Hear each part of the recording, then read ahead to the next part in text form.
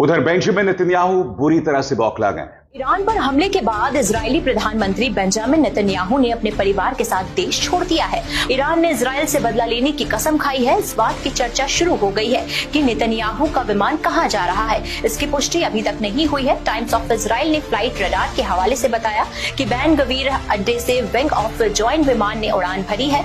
विमान को किस तरफ ले जाया गया है इसकी जानकारी नहीं मिल पाई है। ईरान के सुप्रीम लीडर ने इजरायल अटैक के बाद हमले की कसम खाई है। अपने आधिकारिक बयान में खामेनेई ने कहा कि यहूदी शासन को इसकी सजा मिलेगी। ईरान अब इसकी तैयारी कर रहा है। कूटनीति लगातार कमजोर होती जा रही है दोस्तों। जो न्यूक्लियर टॉक्स अमेरिका और ईरान में होने वाले थे वो रद्द हो गए हैं। हालांकि अमेरिकी राष्ट्रपति डोनाल्ड ट्रंप ये बात कह रहे हैं कि पुतिन और वो दोनों चाहते हैं कि हालात जो हैं वो काबू में आ जाएं और इस्राइल और ईरान के बीच में जो युद्ध शुरू हो गया है वो खत्म हो जाए। मगर ट्रंप खुद जानते हैं कि इसमें उनकी बहुत बड़ी भूमिका है। ओमान के विदेश मंत्री बद्र अल बुसैदी ने कहा कि रविवार को होने वाले अमेरिका ईरान परमाणु वार्ता का अगला दौर आगे नहीं बढ़ेगा।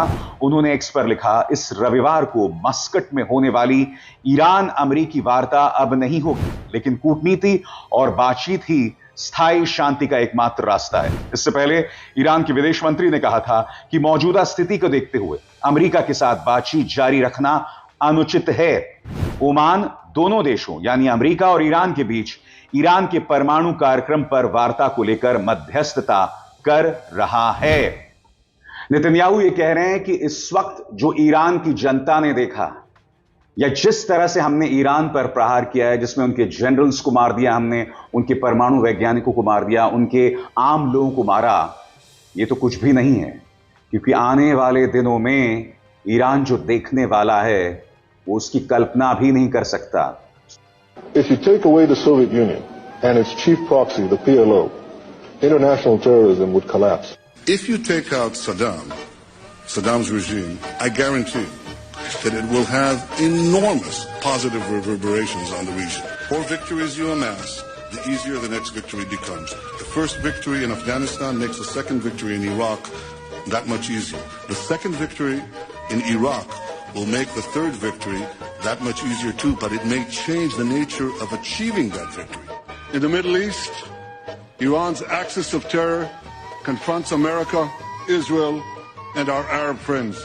और बात वहां नहीं रुकती दोस्तों। बेंजामिन नेतन्याहू ने दुनिया के नाम संबोधन में अंग्रेजी में यह भी कहा कि आज जो मैं जंग लड़ रहा हूं वो सिर्फ अपने लिए नहीं लड़ रहा हूं, ये जंग मैं पूरी दुनिया के लिए लड़ रहा हूं, यूरोप के लिए लड़ रहा हूं, अरब देशों के लिए लड़ रहा हूं, क्योंकि ईरान से बचाना बहुत जरूरी है। क्या कह रहे हैं बेंजामिन नेतन्याहू, सुना जाए। If you take away the Soviet Union and its chief proxy, the PLO, international terrorism would collapse.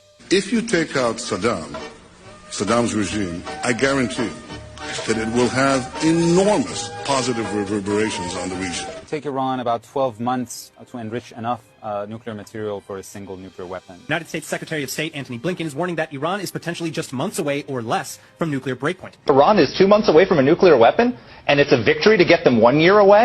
Iran could be less than a month away from building a nuclear weapon. Netanyahu has made 2 tough-talking TV appearances, saying that Iran is just months away from making a nuclear bomb. What is important to understand is that you have to dismantle the entire terror empire, and especially before its main practitioners, the terror states of Iran and Iraq, acquire nuclear weapons. And this, I think, has been a wake-up call from hell.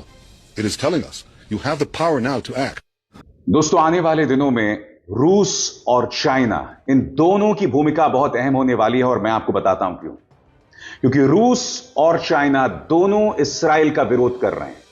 उनका यह कहना है कि Israel को इस तरह से हमला नहीं करना चाहिए था। अगर संघर्ष बढ़ जाता है तो आने वाले दिनों में हम रूस और चीन दोनों का दखल देंगे, और मैं आपको बताता हूं क्यों। रूस और चीन लगातार सख्त शब्दों का इस्तेमाल कर रहे हैं। वो इसलिए दोस्तों क्योंकि आपको याद होगा कि यूक्रेन और रूस में जो संघर्ष चल रहा है, यूक्रेन को नेटो या ये कहा जाए अमेरिका पूरी मदद दे रहा है रूस के खिलाफ। अब रूस बदला लेना चाहेगा। रूस और चीन ऐसा कोई मौका नहीं छोड़ना चाहते जिसमें वो अमेरिका और उनके सहयोगी, और यहां पर इस्राइल, उनकी नाक जमीन पर ना रगड़े। सरल शब्दों में अगर ये हालात बेकाबू हो जाते हैं तो इसमें दो राय नहीं है दोस्तों कि रूस और चीन ईरान के पक्ष में उतरेंगे।